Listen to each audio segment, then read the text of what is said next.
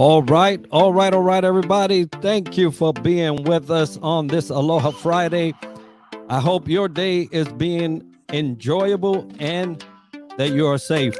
A couple of things happened in the states. Florida got hit with, and the southern states, southeast states got hit with a storm, hurricane, category 3, and diminished as we go. But there was a lot of damage, a lot of loss. So my heart prayers with all those folks that have gone through that. Also, I want to remind everyone we are still, right, thinking about our people on Maui, that great loss, and our hearts and prayers with them as well. But today we have Laurel. And I tell you what, I'm in love with the Outliers project. Those people are my people. We are sharing one mind, one accord in terms of the impact, right? And Scott's word, impact that we make on the world. And so, first of all, thank you, Laura, for being with me to share how we can get to eliminate some triggers in our lives so that we can get at the peak performance that we want to be. But before we get into the conversation about you and all that you do, tell us a little bit about you. Well, thank you so much for having me today, Enrique. I am really looking forward to this. I just appreciate the opportunity to be with you and your listeners. So thank you. Thank you. So, to tell you a little bit about me, my name is Laurel Wiers, and I am a licensed marriage and family therapist. I have been practicing for about 23 years, and I stumbled upon my work with triggers about 8 years ago. I was the type of therapist that I typically didn't choose to work with it. I spent a good portion of my career actually referring people out that had trauma and triggers. And then through divine intervention, I ended up figuring out a way to work with people that have triggers and trauma. And now it's the type of client that I actually run towards. And I love to talk about it. I love to listen to people's stories and help them find ways to heal through that. And I love that. Life will provide you a plethora of opportunities to have triggers, some early on in our life, and some throughout our lives, right? And so, and I was just asking in the comments, do you have triggers and what are you doing about them? Because we all seem to have the ability in life to come, face to face with things. I'm going through one myself. We were just talking about it here, which is a personal loss in our home, and it has not occurred, but we unfortunately or fortunately, however you want to look at the perspective on that, are watching it happen. A lot of people don't get to. They just get the news and it's done. But just an interesting topic to cover today because there are a lot of things that are triggers. So explain to us what that is, because although some people may know that there are triggers, they just can't identify it in their own life. So what is that from your perspective? Right. So when I talk to people about triggers, we talk about having these reactions that go beyond what we consider would be the normal reaction. So I kind of use my hands to show people when you have something that's happened to you and you respond normally, like you get normally upset when you hear some news. And so you're within this range, right? The normal range that if you had 10 people, they're going to react a certain way at hearing about something. But then when you have triggers, you're kind of further than that. We call that like the hypervigilance arena, that you're in this place that you're having a reaction that seems extreme to the stimulus that was presented to you. So for example, somebody that maybe had a violent parent growing up, they might be in a relationship, and when their partner raises their voice, they have this reaction that's a 10. Right? It's not maybe like a 4 or a 5. Not that everybody likes when their partner raises their voice, but they definitely hit that 10 level. And that's where we start to talk about, okay, is this about something more? Is this a trigger? And most of the time people understand that a trigger is you're reacting in the present to something that really happened in your past. And that past situation becomes the filter through which all of your life starts to come through. And so even though you're not in that past situation anymore, in the present, you are responding to it because something in your world looks similar or feels similar to the threat that you had in your past. So that's how I like to talk to people about triggers. It's having a hyper response to something because really it's a response to the past in your present. And that's so important to know. I'm going to get into that here in a second, but I want to thank Raphael, Paul, Felicia to be with us, and so many of the other ones that I see across the other platforms. We are streaming live on LinkedIn, YouTube, Parade Deck, Facebook. So a lot of folks that are coming in. Thank you for being with us today as we cover this topic of triggers. Now, Laura, as you was explaining that, I have seen that play out, not only in my life as I have responded throughout the years to certain things, but in the lives of others. And it's really gripping. It's a controlling thing if we are not careful to not only identify it, but start learning how to cope with it. Absolutely. I think that what's so hard is it creates this sense of mistrust within ourselves sometimes. So, like, we go along and we're pretty confident about our reactions, but once we start to have triggers build up, what's interesting about triggers is initially only one or two things might trigger us due to a poor past experience, but as life goes on, those triggers build. So when I sit with my clients and I talk about it, they can all relate to that. I'll say, I bet initially you had a couple things that you had to avoid, but as time has gone on and the triggers haven't been addressed, those things that you have to avoid or where you know you may have an irregular response, they tend to grow. And we often say, hey, don't carry around baggage, right? It's not good to take, and no one in their right mind will pack for a winter trip in the summer, right? It just doesn't happen. You'll think you're crazy. And then, so it's funny how we can see that and say, no, I wouldn't pack sweaters and coats and jackets and boots to a summer trip. That would not be right. Yet and still in our own lives, we carry baggages to a next event, and then we do what we would say is not right in the Yes. practice of response. And such a critical thing to understand, especially in the climate we've been for the last 4 years. Mm, And by news accounts and things and murmurings in the background, looks like we won't be out of or we will be back into, depending on who you're listening to, here between now and December. But understanding the way you respond is just as important as what you want out of that response, right? mhm, And mhm. so how do you get folks to understand that parallel, that difference between what you want out of a response and what you're actually doing?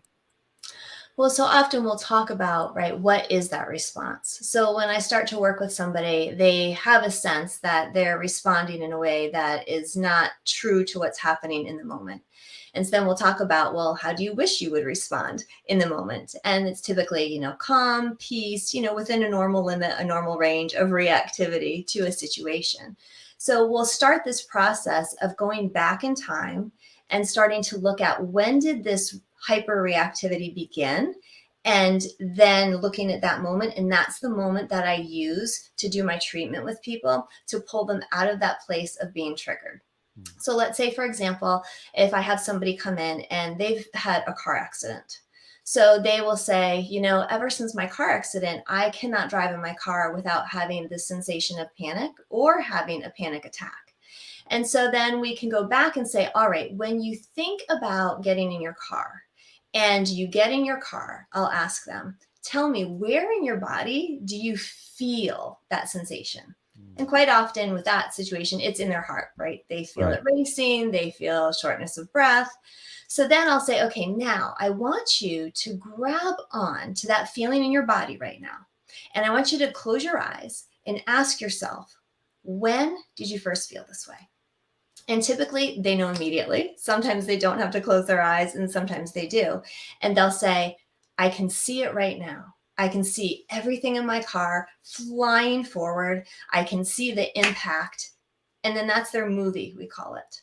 And so they know from that moment that that's what's now hardwiring them to have this intense response when they get in their car and they drive. So once we've nailed that down, then I can say, all right, if we can now take that memory and if we can file it away in your brain so that it's calm, so it becomes like any other memory that you have, then they can get in their car after our session and drive away and have zero panic.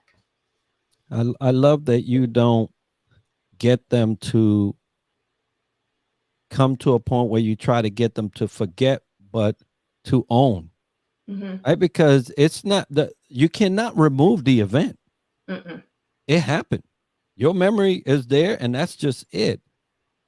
But how you process that and the ownership you have with that, and not giving it the type of control that maybe we would normally do because we just don't know how to process those things, is so powerful. And so I'm glad that you get them to own that situation and say, okay, this happened, but this is what I'm going to do about it.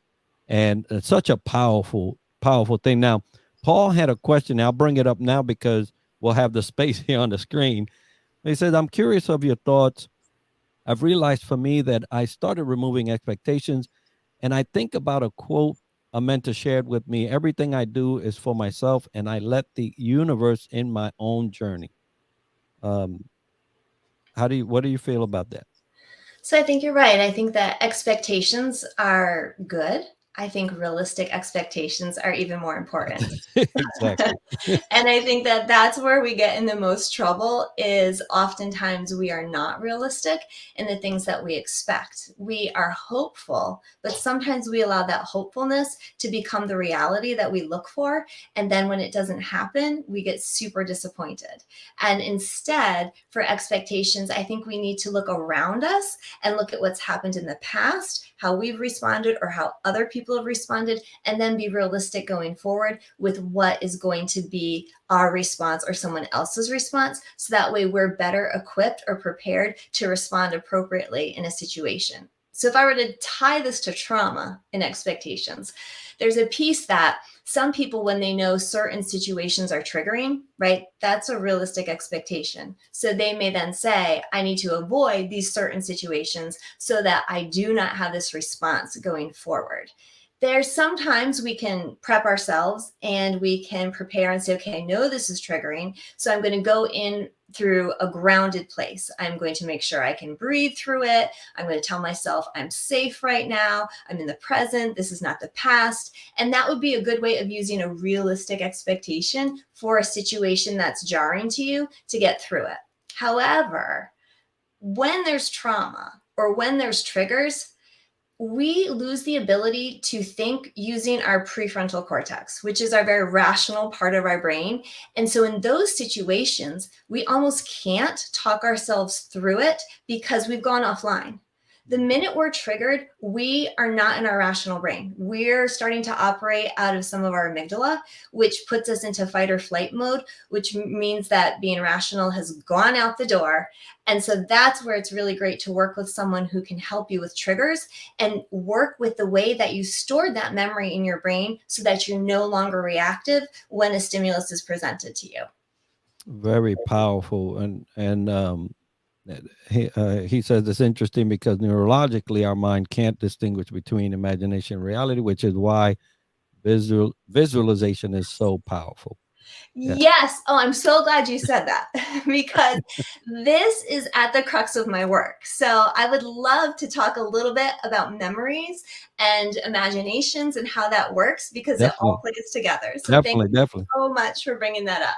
So just a really quick, brief, lesson on how memories are. People always thought that when we remember something, it's like a book.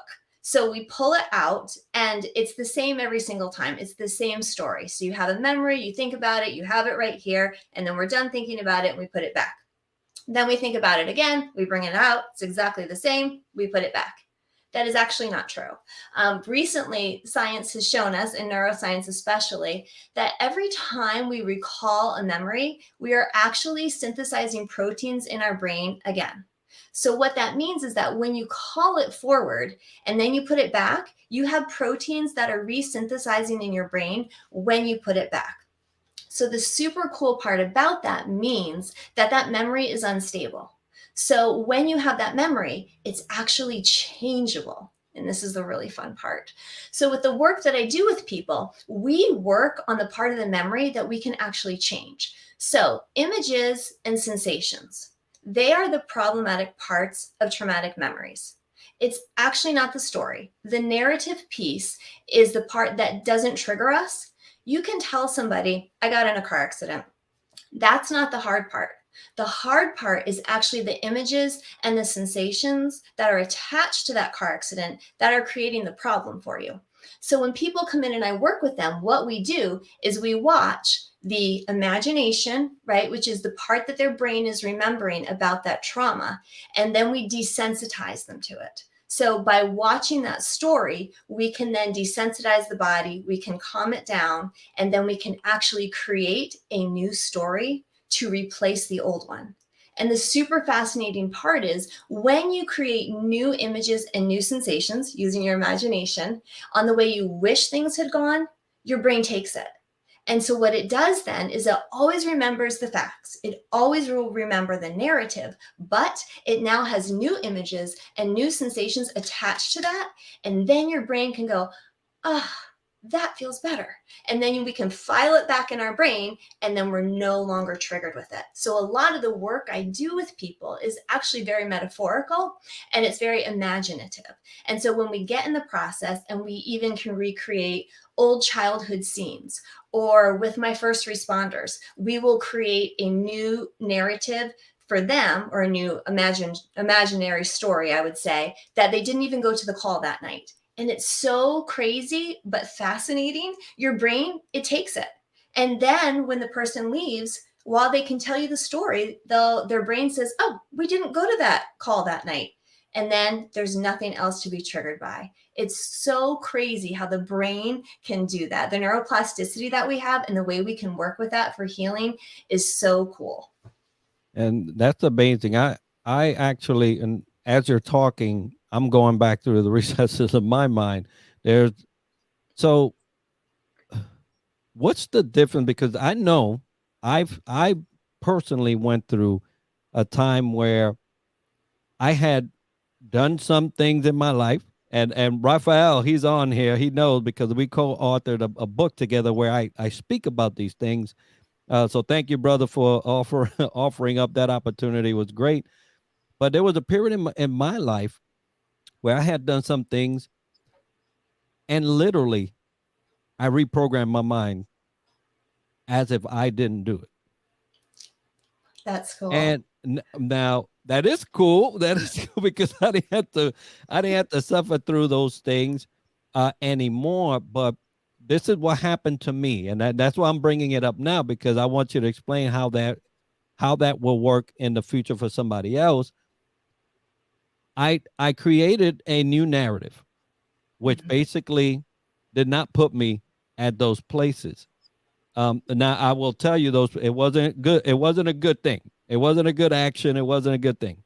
But I was able to live my life as if that never happened. Now, there came a point in my life where all of that came for me. All of it, all at once.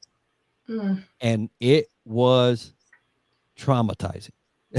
Not only to have to recount those activities, but all that I felt at that time came with it. And so, so I want you to, what happened to me, I'm sure it's not going to be a one human experience only. As you go through these areas in your life, and you learn how to unhinge the effect of the trigger to your response, and how you deal with that. In my experience, what was that? I know what it was. It was actually a cleansing process for me, and I know exactly where that came from. Right now, today, I'm free from all of it. And Mm, it's amazing. Now, I would, if you ask me, I wouldn't ask that to happen to everybody. But then at the same time, because of the way I am today and how free I am today, I would almost wish that on everybody. But yes. I know it almost killed me literally 3 times Mm. because my stress went way up out the roof. So I am so curious about that with you, Enrique. Can you share a little bit more with me about when you said you went along yeah. and you changed the story in your mind? Hmm. That all makes a lot of sense to me, and that you could go along for a while and be fine. But then it sounds like there was a point in time, correct me if I'm wrong, Hmm. that all of a sudden all of that going along just stopped and you started to feel everything again from the past. And that's when you were like, all right, now I have to deal with this. Is that, Yeah. am I hearing you correct? Yeah, yeah, and Okay. so what I'll tell you exact. So December 2017, I was at lunch and just having lunch with my coworkers, and there was a story on the news. That story now the weeks building up to this particular day, I have been seeing things, and whether they were strategically placed or not, I saw them, and they started to bring back. Mhm. And the news um just kind of put me in this, oh my goodness, what if that happens to me? Mhm. What if all this that I've done in my life comes out? Mhm. And that moment right there, I started feeling lightheaded. It was hard to breathe. I literally thought that I was having a heart attack. Yeah. So I said, "Pfft, I'm going to, to the ER." And I took myself to the ER, which the doctor did not like. He was like, "You drove over here feeling like that?" I was like, "Hey, that's what I thought I should do." Right. Right. But this is I'm a pastor. I've lived a church life, but I wasn't living church. Right? Church Mhm. wasn't living in I me. hear Let's just you. say that. But this moment, I heard God clearly. He says, Mhm. "Where I am taking you, you cannot go like this." Mm. That's powerful. What? My hair standing up, Yes. and I immediately understood what that meant, Mhm. and I'm like, "Oh Lord, what are you about to do?" I don't know if I'm ready for that. Well, ready or not, here we go. Right, that's how it goes. Yes. And so Yeah. I had to go through that Mhm. cleansing Mhm. process. He was good enough to me Mhm. that it wasn't a public thing, Mhm. but at the same time, it was probably the hardest thing I had to do because his direction to me was, "You're going to tell your wife everything." Mm. Wow. Mm. Yeah. Wow. so so I went through that process. It was very difficult. Mhm. I have to tell you that if it were not for the grace of God, and if Mhm. this was not directed by God, I would Mhm. not be here in this environment that I'm in today, Mhm. because the things were enough to wreck relationships, right? Right. But God is so good, and He's Yes. perfect, Mhm. and He orchestrated it all for my good. And Raphael knows I shared that in the book. But so today, I am free, like That's awesome. completely free from any of that stuff. Oh, Not the responsibility, obviously, but right. the account, because Exactly. that has been not only forgiven but restored. And so now you see, and for all those listening and watching, it's turned into Enrique's interview. but, I but love it. but but I get to live the life that I've always wanted. Yes. Yes. So that is the part that is so true when people are healed from trauma. I always describe to my clients that it's a reset. So what we're going to do is reset you to who you were before that event happened in your life, or before that person harmed you, or before you made those choices. It very much is a reset of the neurological system to who we were before that happened. So I love to hear you say that. And I'm just so grateful to hear your story, because there's such power in that, that there is supernatural healing. Things do happen that we can't explain. And that in that sense, and in that moment, you were taken to a place of reconciliation, but yet you were healed and set free from that. So that's awesome. Awesome. Awesome. And so a lot of times in my work with people, we will actually bring supernatural and spiritual imagery in, because it is very healing. Right. And for the people that don't get that encounter that you got, they have to settle for me. And then I can help them go through that process and change the way that their brain's storing it. So I'll take it either way, however people get it. But if Right. they have to come in with me, that's fine too. But you hit on something really important, Enrique, which is that sometimes people can go throughout life and it's years. Like I see people, sometimes it's 35 years after an event happened, either that they've done what you did, they were fine, they were cruising along and they weren't triggered. And then all of a sudden something happens and they hit this wall, and it's all they can think about then at that point. So a group I see this in often are first responders. Mm-hmm. My first responders do such an amazing job of they function in crisis. They function through a lot of horrific things that they see, and they can go 20, 25 years. And then all of a sudden they have that call. And ever since that call, they can't function, and they're going and they're robotically doing what they're supposed to do, but they know that they are not functioning out of their best version of themselves. And that's one of the things that perplexes them often, is they'll say to me, "What's happened, Laurel? How come I've seen awful stuff and stuff worse than this thing that set me off?" And so what I like to say to them sometimes is that it's almost like a buildup, right? Like we've been carrying this stuff for years, and we can all carry weight, but we all have a breaking point. And I say it is that they become fragile. So we've carried, and then we hit that breaking point.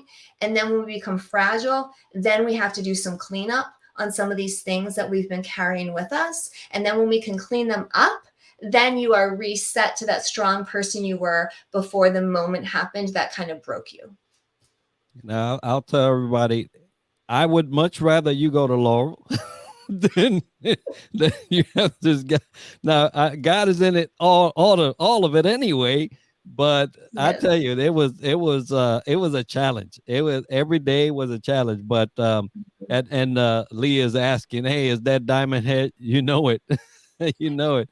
There's a hotel actually in Waikiki. And for all of you looking, I'm not trying to deceive. This is my favorite hotel room. It's on Waikiki. Lemur is the best restaurant in all Waikiki. I'll tell you that. And it's in that hotel. So I always have it as my background. But yes, it is Diamond Head. Beautiful. And thank you, Rafael, for being with us. Have a great weekend and long Labor Day weekend.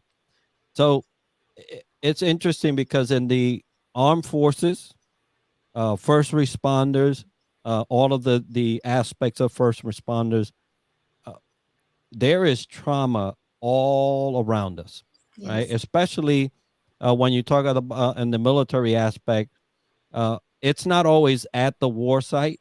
Sometimes where you are is so dangerous that anything you do wrong could cost you your life, and that's just in the work area. And so that heightened a thing in our mind, it's almost like what is it, fight or flight. It's like you're waiting for something to happen, and we normalize it. We normalize that stress. We normalize all of the activities. Sometimes we become numb, but Absolutely. the mind does not forget. No, neither does the body. Right. And the body is what tells us quite often. And for you, your story was interesting because your body remembered it. It had not forgotten it. And in that moment, right, everything that you felt probably initially in those negative events came out in your body. And it's a re-triggering is what I tell people. When you have that happen, you've been re-triggered, because sometimes people will come to me and they'll tell me about an event that happened and they think that that's the trauma. And actually, once we get in there and we start working together, we actually have to go back further, because I know what to look for when I work with people throughout our entire session. There's points that I'm looking for them to hit, and there's reactions and responses that I know they need to have. And if they have them, it means that the trauma is fading. But if it's not happening, then I know in my head, I'm like, oh, this was actually a re-triggering. This actually wasn't even the thing that was the problem. So a really good example of this is I had a woman, and she came to me because she was constantly fighting with her daughter. And she was very triggered by certain things that her daughter did. And she went back and she said, well, I know it started with my ex-husband. And so they had some really negative things go on. So we started our session and we started working through the things that had gone on with her husband that were very clear in her mind, and made her actually feel the same way she felt when her daughter did certain things. So, right, logic says, okay, let's pull that trigger. Let's pull those memories and events that you got rewired with your ex, and then you'll no longer react to your daughter that way. But as we started going through the session, she was not responding the way that I knew she should be responding if we had hit the correct thing. So then I had to stop the session and say, you know what, this is actually about something else, I can tell. And so then there's a procedure that I use. And I said, I want you to ask yourself, when else in your life did you feel this way? And again, that comes back to honing in on the body and what her body felt. And so I would say, focus on what you're feeling. And now let's ask, when else in my life did I feel this way? It was crazy wild. She all of a sudden goes, oh my goodness, I just saw a picture in my head that I haven't seen in like 30 years. And it was a picture of her father sitting in a recliner being horrible. And I said, bingo, that is it. So then we started over our process with that memory, pulled that one out, and now she no longer is triggered by her daughter. It's amazing.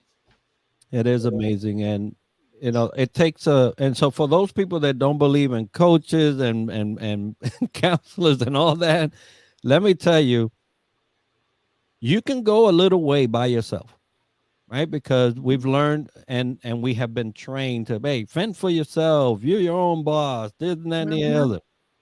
You can go a little ways by yourself. You're not going to go all the way by yourself. Mm-mm. And you're not going to get anywhere considerably to your benefit without some help. And so don't shy from it. As a matter of fact, try to look for it, because I'm telling you, in my case, I had the best help ever in the Lord and that whole process. Yet and still, I needed my wife. Mm-hmm. Yes. Now I tell you, I don't wish that. I tell you, it was tough, but I needed her. Mm-hmm. And so having the person that I have committed my life to as a life partner be the person to extend the olive branch and forgiveness and encouragement and support, solidified what we have, like I could never even imagine that it would. So that process, like I said, was just orchestrated perfectly. Divine. Right. Yeah, definitely. Absolutely. But not everybody has that. So somebody out there listening understands they have triggers that are holding them back. Maybe doesn't have the support system. Maybe doesn't even have the money, because it costs. But investment, that's why it's called investment. You're investing in yourself. Mm-hmm. Where should they start? Even if it's just like today at their house, where should they start? And then what will be the benefit of them going to somebody like you? Because they need to realize that is a thing. Mm-hmm. So it's so interesting that you asked this, because it aligns very closely with what a lot of people I've talked with and consulted with who actually work with high-level executives, elite performers. So the same thing, which is they talk with these people about the cognitive behavioral piece of it, right? Notice your behavior, be aware of it. And then next time you end up in that situation, choose to behave differently, change your thought process, right? Mental performance things, think about what you're thinking about. And all of that is great stuff. And for a lot of people, that works. For many people, that's enough for them just to say, okay, I know I'm triggered by this, or I know this is a stumbling block for me. And now that I'm aware that it's something that's out of my past, I can go forward and I can react differently to it. For some people, that's all that it's going to take. It works well. Or they just over and over and over again expose themselves to a situation, but they learn to be calm. So they do mindfulness exercises throughout the week, that get them to a better place so they can be present when they're triggered. Or they've learned how to do breathing in such a way that then grounds them and calms them. Or they learn grounding techniques. You can learn to do all those things and apply them when you go into that situation that's triggering. And for some people, that will do it. However, the point that I come in is when I've consulted with people and they've said, Laurel, 80% of my people I can do that with, but like the other 20, I can't. And I say, I know. That's because it's not rational. That's because now what we've hit on is this trigger in their life that no matter how much they rationalize and think it through, they can't because they're not in this part of their brain to do it. So that's when they send people to me to pull out that trigger, that piece of it. And truly, when you hit that point that you can't muscle your way through it, and no matter how much you try to think through it and calm yourself down, it's just going to happen, then that's where you would see somebody like me. And then I come in and I do, like I talked about before, I take that memory, I pull out all of the reactivity from it, we recreate the images and sensations, and then it files away in your brain so that it's no longer hanging out, becoming the filter through which all of life is coming through anymore. And that's the part that makes that difference for people, that they no longer have to work themselves up. When you're doing the other piece before you meet with me, it's work. You have to keep reminding yourself, you have to keep practicing it. The difference between that and what I do is when I can take that memory and change it, you don't have to do anything anymore. It's done. So another example would be when I work with athletes. Often athletes will get injured and they don't even realize it sometimes, but they're going back out onto the field or onto the court and they can't play with the same tenacity that they had before because in the back of their mind, they don't want to roll that ankle. They don't want to take that ball to the head. And so they're trying to overcome it. They're telling themselves, right? Like we talked about, I can do this. This is going to be okay. I don't need to worry about that. But it only goes so far. In that moment, when they are actually out there and they're being triggered, they are not going to play to the best of their ability. So then they come and see me, and then I can recreate that moment. I work with them and do my modality basically, and we change the way that their brain experiences that accident that happened to them, that injury. And it's amazing. When that's gone, they then can go back out onto the field, onto the court, and they can play as if the injury never happened. It's so amazing. I'll get these texts from the coaches and be like, I don't know what you did, but I got my guy back. So it's really cool. But I think people need to know that there's two parts to it. One we can handle, and another you actually truly have to change the way your brain holds it in order to get the relief so you can level up to where you want to go, or it's just going to stay there. Absolutely. Amazing process to go through, amazing event to get yourself right-sided for the rest of your life. And this is the benefit, folks, when you take care of this part of life, you invest in the future. Your actions today, whether you're doing it career-wise, whether you're doing personal-wise, whether you're doing professional-wise, it doesn't matter. It's the investment you do today that will give you the results for tomorrow. So take advantage. And so my friends over at Hacking Your Leadership says, what advice would you give to leaders that want to create a space where their people can share, address their triggers on a day-to-day basis? And typically, this is not something that happens at the workplace, right? Sometimes you mean working with triggers doesn't work at the workplace, or do people have triggers at the workplace? No, there's plenty of triggers at the workplace. You got that. but having a space, and I'll share a story that happened to me, but actually that the company would consider having an opportunity Mm-hmm. inside what their company offers for Mm-hmm. these things? So yeah, two things I would say to that. One, which is individual stuff, and second, trainings that you can give. So individually, the thing that I would focus on with the people that you work with is for them to become very present. So any activities you can do that get them, whether it's in Headspace app that everybody has or doing mindfulness exercises, that's really helpful because we want to be present. And then second, talking with people about in the moment when you feel those sensations that you're triggered, to really get them to the place that they ask, is this a present thing? For them to be like, what's happening right now? These feelings that I'm feeling, do they match with what's happening in the room right now? Sometimes just that question is enough because you realize, oh, I'm having those same sensations I have when I fight with my wife. And this person in here just reminded me of my wife, but this is not my wife. And I'm in a different situation and I don't need to react to them that way. So if we can get people to take that split second to just be mindful and to be present and to say, is this appropriate for what's happening right now? That's one way to start with the people you work with. The second piece would be, I do programs and there are other programs out there that we can come into businesses and we can talk about triggers. We can talk about the identification of triggers. We can talk about what it feels like. And then we can talk about techniques and exercises that people can use when they do feel triggered to calm them down and to bring them to a place where they can continue to function through that trigger and past it. Yeah, opportunities are out there, folks. If you're a leader and you want to create a space for your people to be able to share and even address some of the triggers, and they say thanks, that that's great. And one thing that I experienced, never experienced this in any capacity, whether all my time in the military, all the 3 or 4 jobs that I had post-military, but this one place, TIVC, and I'm gonna make sure that their link is on there because during the pandemic, it was tough for everybody, But it was tough for me because I lost my mom to COVID, right? So Wow. in 2 weeks, she Wow. got it and was gone.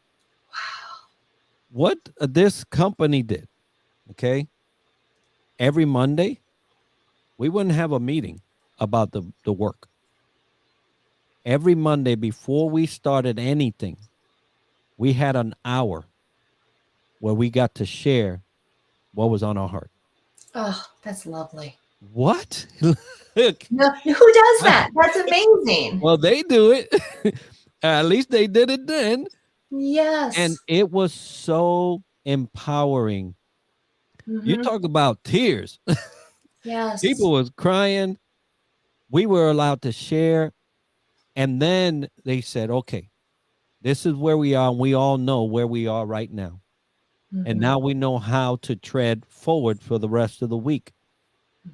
And it made that human interaction and that workforce so strong. Right. Because we had a thing to do. We had a task. We had to do it. That's revenue. But we understood who was doing it and why they were dealing with. And it made us a little more conscious in how we related to each other that week. And it was amazing.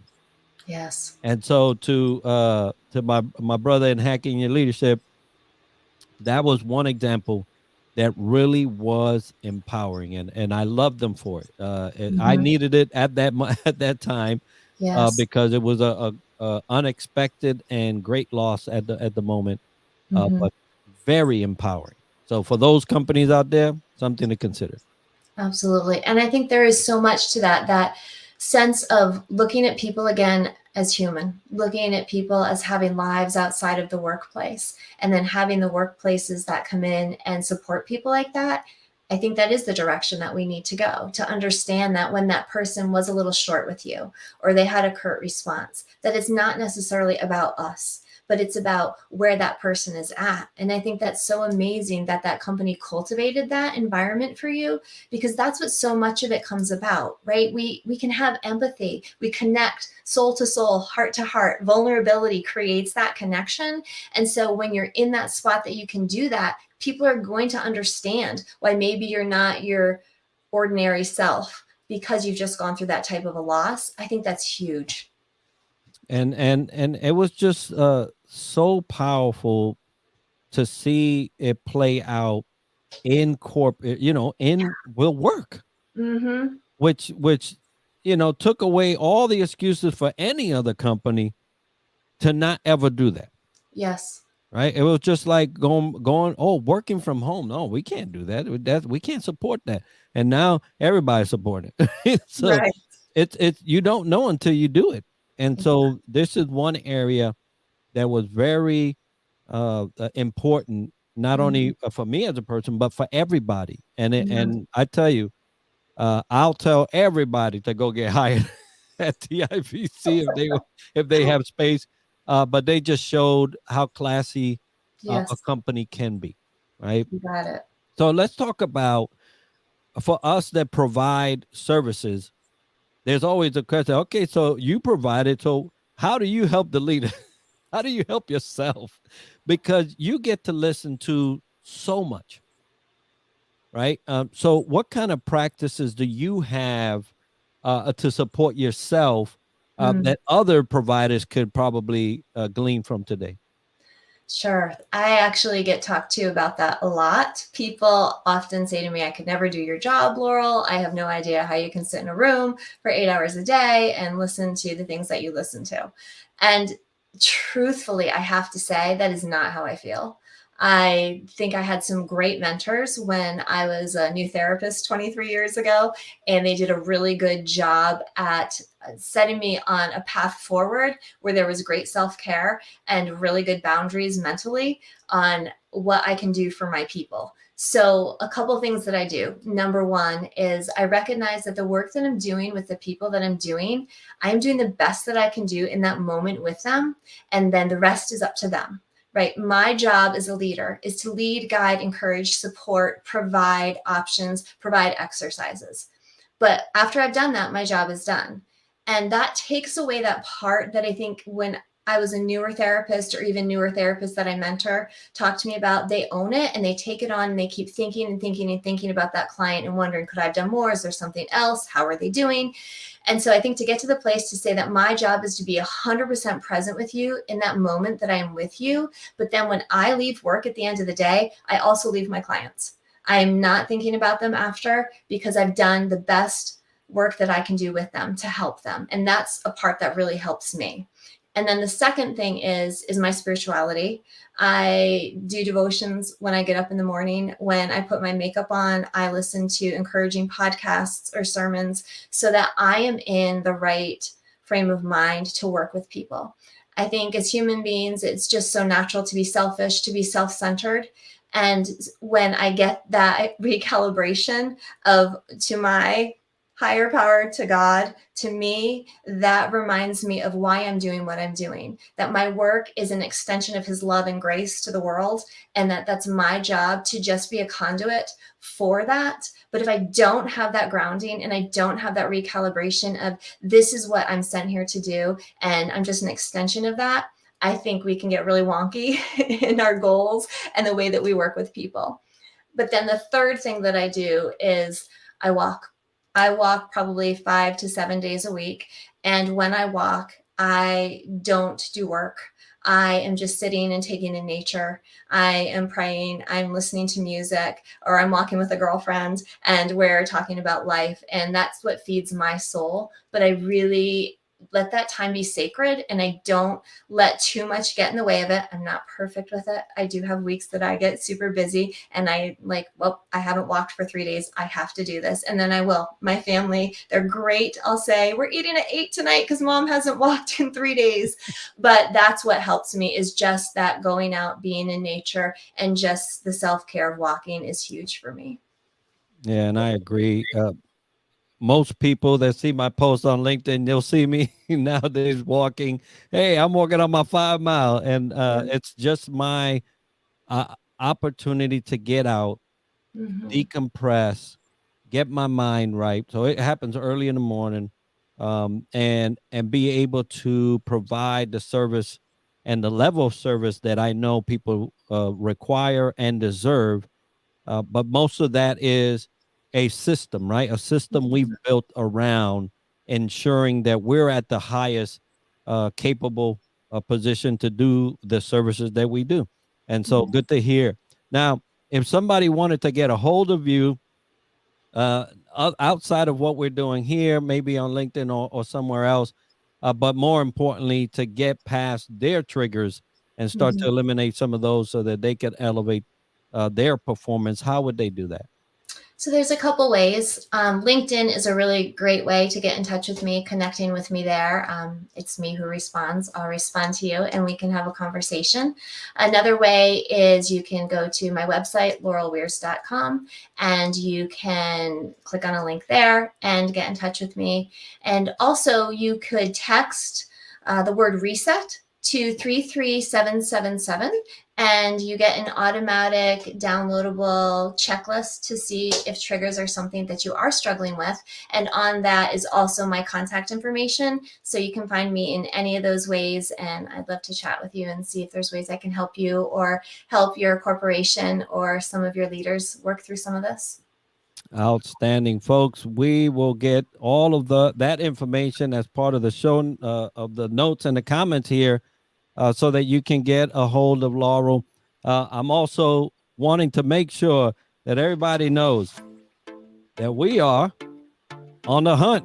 We're on the hunt to 500 on DTLW Podcast. Please help us get there.